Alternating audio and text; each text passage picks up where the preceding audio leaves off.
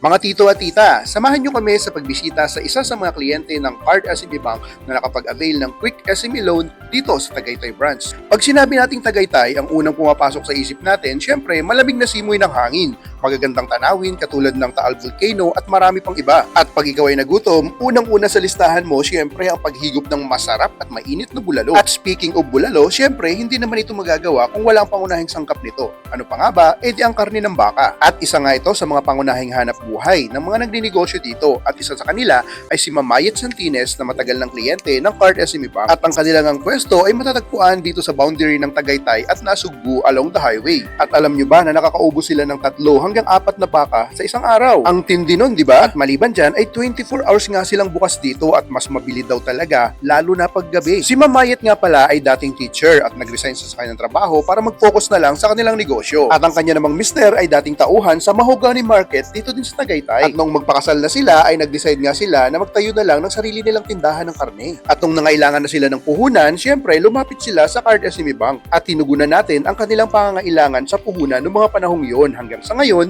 ay lumago na ang kanilang kabuhayan at napalaki nila ito dahil na rin sa pag-avail nila ng Quick SME Loan. Mas magaan daw ang pagbabayad nito dahil monthly ang kanyang payment at naka-post-dated check. Kaya hindi na sila maaabala sa kanilang paghahanap buhay sa pagbabayad ng kanilang loan. At nakakatuwang isipin na sa tulong ng Card SME Bank at Quick SME Loan ay may mga kagaya nila na matagumpay na sa kanilang hanap buhay.